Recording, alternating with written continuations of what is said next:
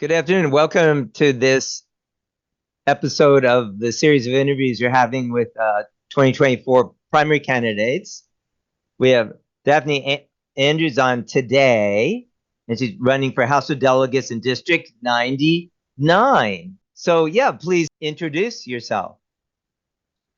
My name's Daphne Andrews, just like you said. I'm a West Virginia first person. I love our West Virginia pledge where it talks about mountaineers are always free. I'm a constitutional conservative. I believe in life, liberty, and the pursuit of happiness. I'm a defender of the First and Second Amendments. And there's so many layers to this next one. I want to protect our children. There are so many things that are happening in our state that we need to fix. Our children need us. I'm definitely no to solar farms, no to climate change, green energy, any of that woke ideology. I believe in fiscal responsibility. My children are grown. I had 5 children. Most of them went through Shepherd. And the first thing they asked me when I told them that I was going to run, they said, "Mom, please bring jobs." So I made a vow to them that we would look to get American businesses here, do away with that inventory tax. We need viable business. We need to grow this state.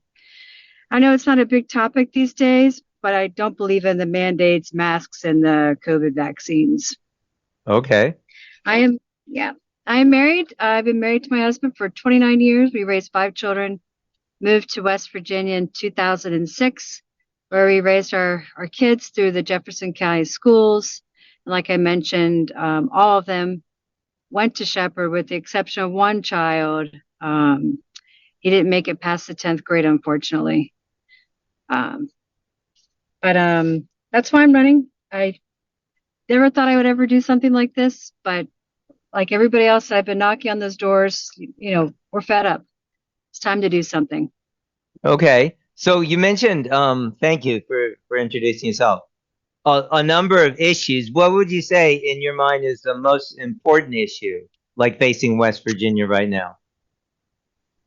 Well, I've been hitting doors, and I think the doors that have been very touching and very emotional have been the neighborhood next to St. James Church, which is Crosswinds.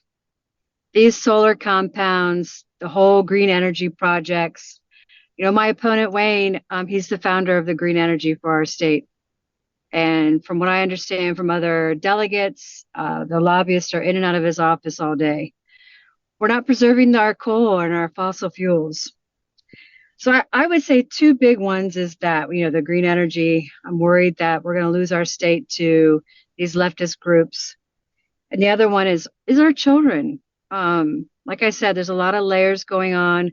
I read a story, or actually, it's something that happened recently in Boone County, where the families were calling CPS on, I guess, the parents of the children. They finally intervened, and they found the skeletal remains of one of their children. That's just unacceptable.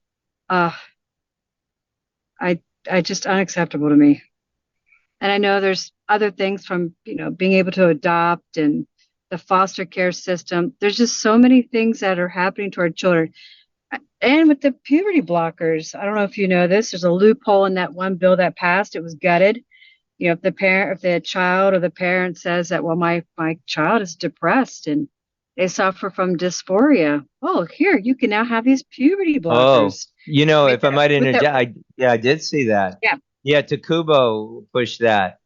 Takubo. Yes. Yeah, well, right. I was wondering about that. So we don't really have a strong protection. So you would fix that if you're a delegate, or try to fix it? Yes. Along with some other delegates that I've spoken to, apparently it didn't even come up in legislation this time around. No one brought it up. It passed last time, 2023. Right. Okay. So yeah, I would work on fixing it. I had a question. So you said Wayne Clark, he's the founder, well, I'm paraphrasing, of green energy, meaning what? Or did I get it wrong? You did not get it wrong. He's the founder of the Green Energy Caucus for West Virginia. Caucus, okay. Yeah. I don't know if you watched the State of the State addresses. invitee was Tiffany Lawrence. If you're from Jefferson County, you know who that is. She's a Democrat, left-leaning. She's part of these solar organizations. And they dumped a lot of money in the fourth quarter last year into his, his finances. They donated put a lot of money Right. into his. He was, Yeah. so I remember there was lobbying, like Steve Stollifer was lobbying for inherent right for solar farms. And did Wayne vote for that? So Wayne was either the sponsor or the co-sponsor of, and you're talking about the doing away of, I have the bill right here in my hands, doing away with the local zoning, correct? Is that what you're talking about? Yeah, that's crazy. That's it. Yep. So in 2022 it was introduced the first time where Wayne was a co-sponsor along with Paul Espinoza, Jason Barrett. And so Bill Ridenhour was against it. He invited Trisha Jackson and Jennifer Krause to come down to the Capitol to speak about it. And Patricia Rucker is the one who killed it. And then Wayne thought, well, let's try introducing it again. And he introduced it. He was a sole sponsor. I have it right here. In 2023, House Bill 2459. And the last sentence is the most important one. I have it highlighted. That exempt wholesale generators are permitted use in any zoning district. He didn't introduce any of these bills this year because, he's up for re-election. I was kind of disappointed in all these forms because no one brought up solar. I'm like, hello, bring this up. We should be talking about this. This is dangerous. I learned today, I don't know if you saw my post on Facebook that, so I'm not that a big Facebook follower. I'm not either. However, I learned, let me find the page. I wrote it down. I learned through a constituent that the Cabletown project, it's managed by Delegate and Sons, the Maryland company responsible for all of the Cabletown Road solar project environmental violations they have closed. So there's no restitution for any damages they have caused. So my question is, well, what damages have they caused? You mean the Blake Solar Project? Yes. What do you mean? There was a lawsuit about it? What are you saying? I haven't dug into it. It's just that a constituent had, I guess, did some research and called the Delauder and Sons and learned that they have closed their business, and they were responsible for any violations or any environmental violations. They're supposed to take care of it. No, they're no longer in business. Yeah, I know there's been several filings, and I've complained myself, and I have some on our website, visionroot.org, again with the West Virginia Department of the Environment, although I don't know exactly what you're talking about. But I mean the Delauder thing. Yeah, so solar, yes. So that's clear. That was one of my questions about that. Talking about freedoms, one thing that has been on my mind, the House failed in 2021, I think it was, to reel in Governor Justice's mandates. You mentioned, you're against COVID mandates. Those were gutted by the Senate. Those were gutted by what I call the wrongly named Trump. Mr. Trump in Berkeley County gutted what was a pretty good bill in the House. He completely destroyed it, and then it was gone. But that's never been brought up. I think, maybe we don't have the COVID crisis now, but it could easily come up again. Do you think that should be fixed? Absolutely. I work in the medical world. During COVID, I was working on the front lines. I had the bad COVID the first time around, 2020. We were wearing full PPE. How do you explain how I got COVID? We were very careful. You took your clothes off before you left the building, and you had to put it in a plastic bag, wrap it up before you left. Why were we last? I mean, we should have been following Florida. Florida did the right thing. The best immunization to these, to COVID or any type of big disease like that is catching it, having it, building up those antibodies in your system. It just didn't make any sense at all. A lot of us we were all angry. We just did not understand. We should not have been last. We should have been open. Yeah, Look agreed. what it's done to, yeah. And I know everybody talks about the children and their education suffered. I watched my youngest son. I mean, he did okay through the online classes. However, a lot of his friends did not. Some didn't graduate. I was on the other end of society. I'm dealing with senior citizens, those that have, mild cognitive impairment. Now it's full Alzheimer's, dementia. It shortened their life because they were isolated. They weren't taking Yes. care of themselves. So I'm all about we need to change that. I wouldn't put it past the world that something else could happen. We better be Yeah. ready for it. Yeah, I'm kind And of, speaking of go ahead. yeah, and speaking Feel of free. freedoms, I got this letter in the mail today. I was so tickled pink that the West Virginia Freedom Caucus have endorsed my candidacy. Okay. I also Good. received the endorsement from the Medical Freedom Pact as well. Oh, okay. That's good to know. Yeah, so talking about medical freedoms, you've already mentioned that. Would you support legislation for religious and conscientious exemptions? And you know, what do you think of Governor Justice vetoing that partial bill that he just vetoed? I was very angry he vetoed it because I do support that, the religious exemptions to homeschoolers. And, I've done some research on the whole vaccines. I don't want to say that autism is related to it because there's no definitive information about that. But when my kids were young, their number of vaccines was probably this little. Today's children they have this many vaccines. They're over vaccinated. It's Right. crazy. Um, yeah, I was very disappointed that he vetoed it. I don't know if it's because he worked in the schools. He was a coach. I met him before he ever became governor. My husband was the basketball coach at Washington High School for 10 years. He invited us every year down to his school to play against his kids. I don't know if it's just part of that. Maybe the unions pressured him. I don't know. Anything's possible. Very disappointed. Hopefully we'll elect the right governor this time around, and we need to reintroduce it. We really do. Yeah, I think.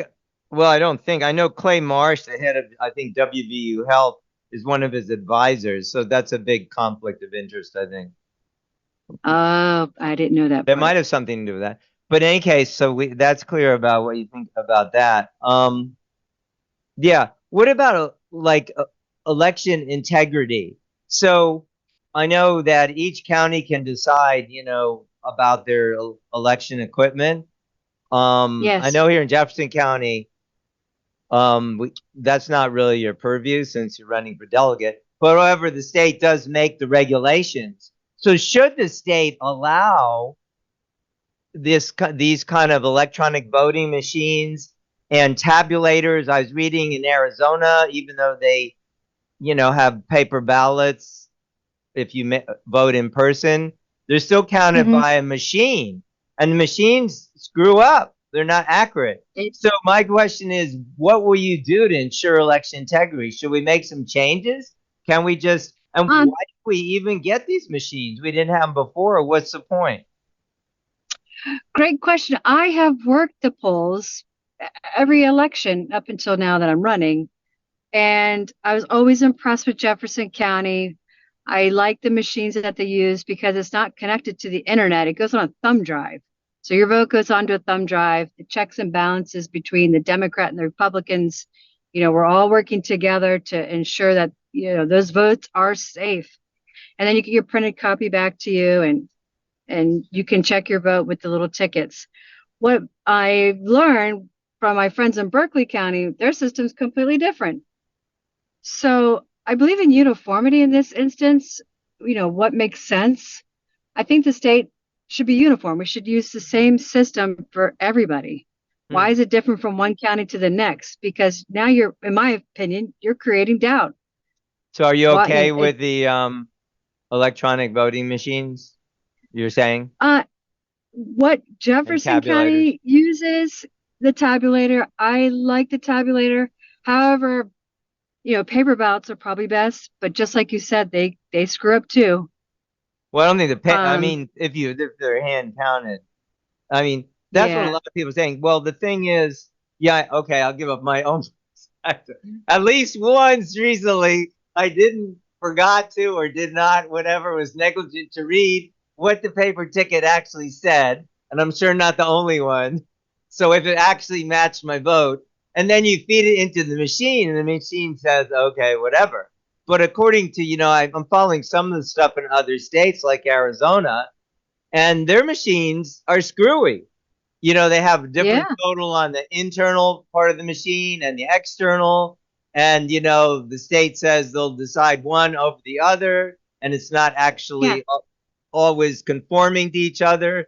So, in other words, it can screw up. So, I mean, It and can. also, who's checking it? Unless there's actually a hand recount, which there probably very rarely is, then, who knows? So I guess what I'm saying is, why should we introduce so many unknowns? Exactly. That's my view on it, I think. I know the tabulators that are used in Jefferson County, at the end of the night, we have to count, all the votes that were used that day, and they have to match what was fed in that machine for the little thumb drive. So in other words, whoever signed in, say 250 people signed in at a precinct, you have to have Yes, 250 ballots. counts. You Well, that's got a it. good check. Okay. Yeah. Well, yeah, I guess we'll leave it at that. I mean, you said you would prefer paper ballots, if I heard correctly, but you're okay with the current systems that the With the state uses. tabulator. Yeah. But it's not the same for each county, though. I know Berkeley County uses something different. Yeah. Well, I think, yeah. So here in Jefferson, I mean, as you're probably ascertaining, I'd like to see it, hand counted paper ballots. But so I know that we were talking about fixing the bill about gender, The not loophole? allowing gender surgery. So that's a good thing. What about Yes. now this is something our nonprofit deals with, teaching the benefits of sexual abstinence before marriage.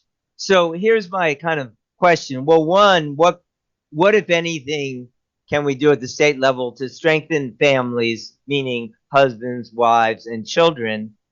Because Hmm. do you think that is really the core issue of of, how do you say, all other issues?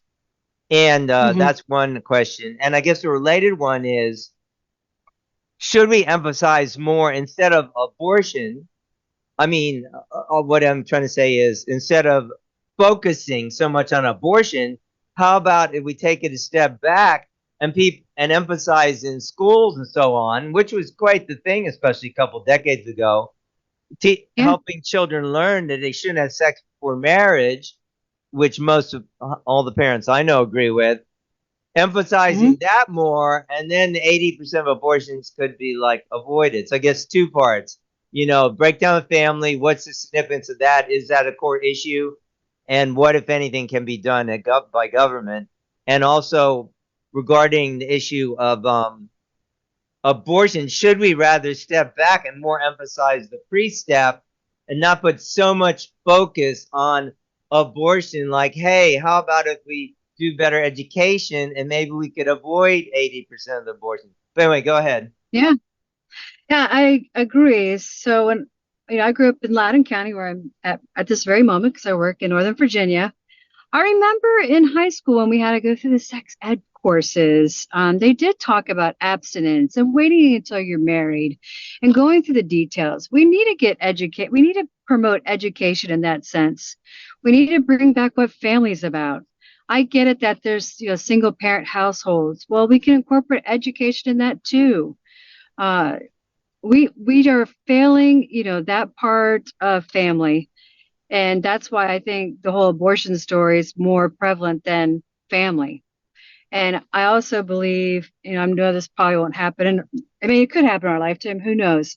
Ever since they did away with God in schools, I think that's the downfall of all of this. Um, but I would really like to see a group of us get together and really create some good education for our young children, high school level as well. What the importance is about family, waiting until you're married. We have, our kids today, they forget that their body is their temple. Um, they need to treat it like that. It's really unfortunate. Yeah, I blame a lot of things from media to all this social stuff that they watch, the Hmm. absence of God. And I get it. There are times where, my husband's worked two jobs or I've worked two jobs, but we never let God not be there. God was always the center of this family. We made church every Sunday, no matter what.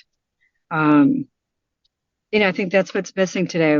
We need to create some kind of education platform about the goodness of family. Yeah, and I agree. I mean, to me, it's very simple. I try to talk about sometimes, we have different workshops and we have a lot of things online. But yeah, emphasizing this, here in West Virginia with 47, no, yeah, 47% of births out of wedlock, outside of marriage.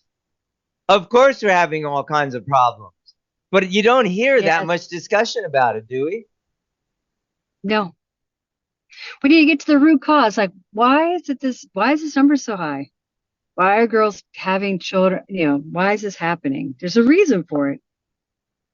There's got to be a reason for it. And again, does that go back to the viability of good jobs in West Virginia?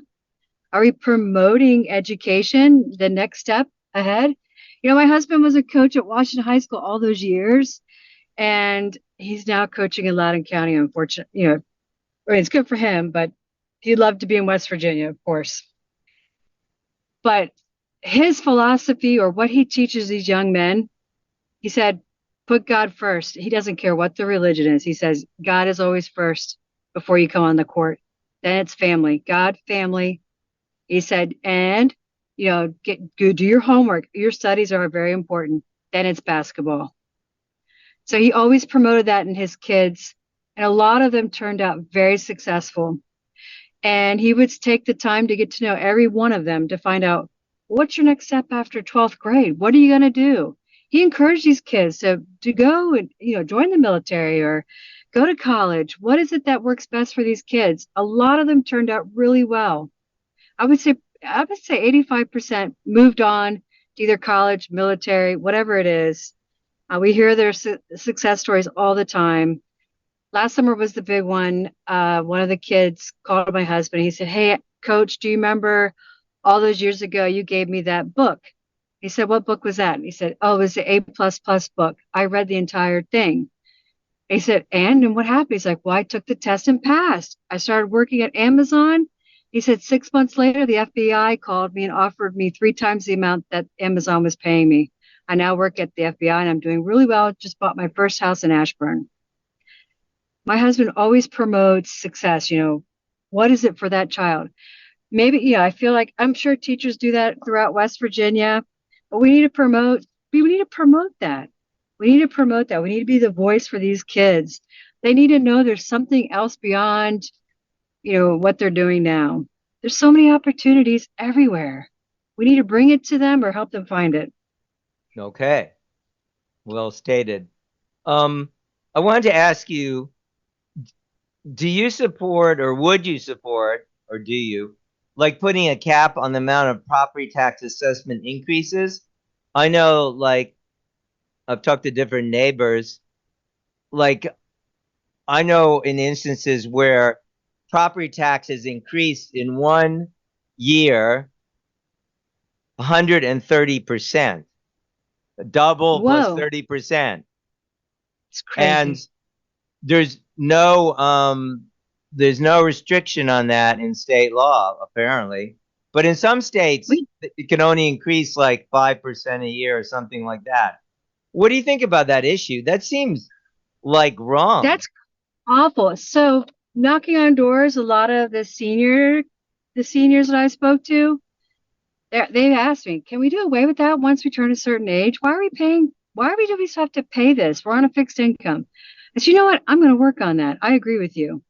Um, It's crazy. You want to go buy a car, they're gonna tax you. You get your tags, title, all that stuff. They tax. Everybody's taxing you. And then next year you get a property tax. You got to pay the property tax.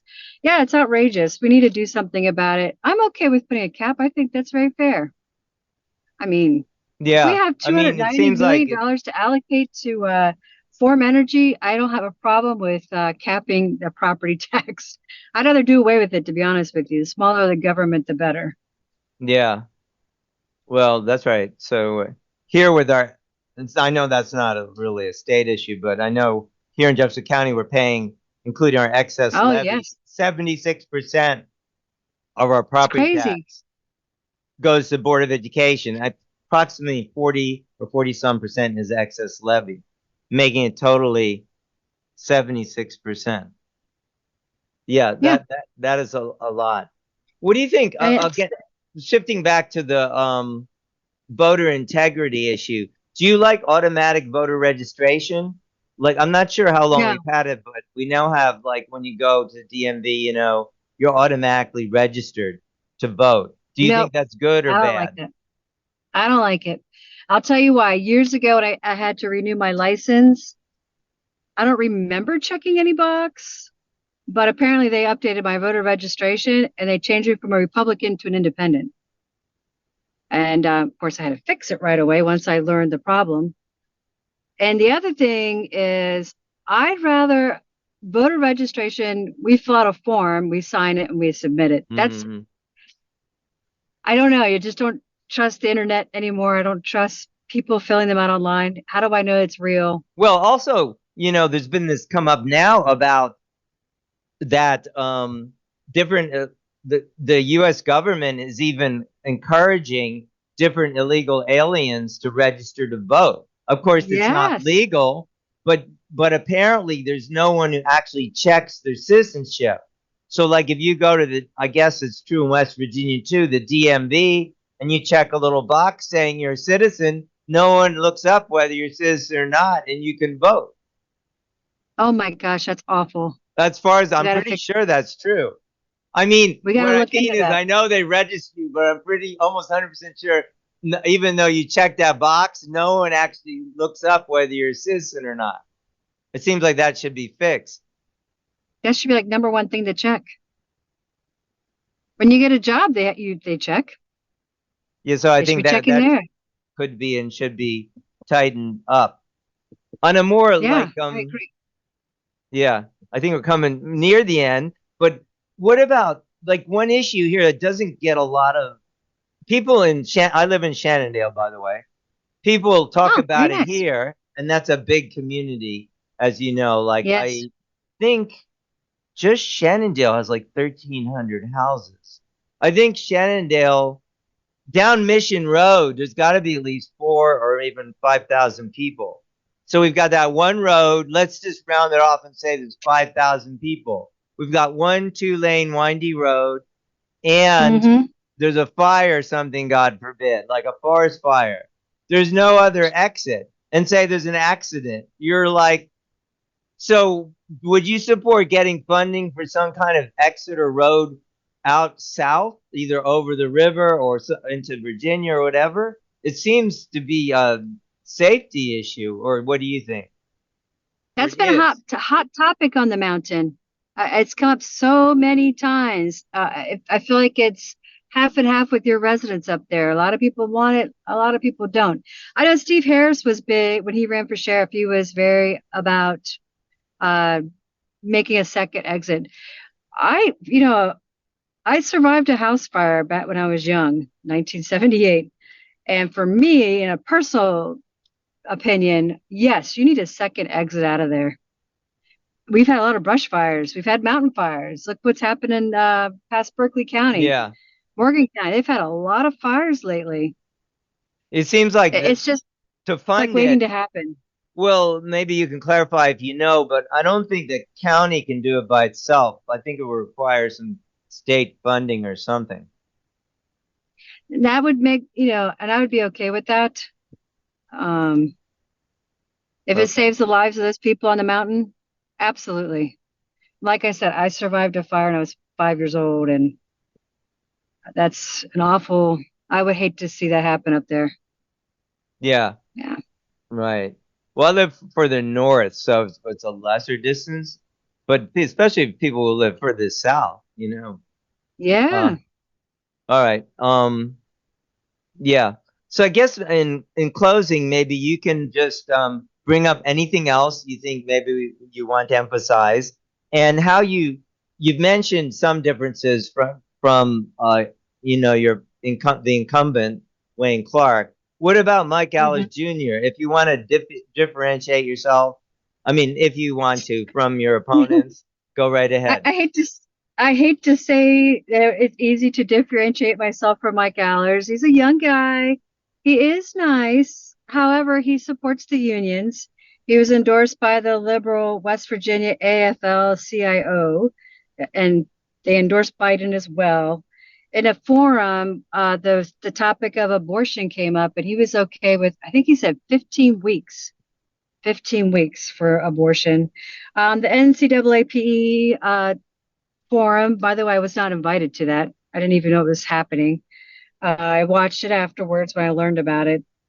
He was talking about the Hope Scholarship, that he thinks we need to do more for it. I felt like he was kind of, trashing it, to be honest with you. He moved here less than 2 years ago after losing his election in Virginia.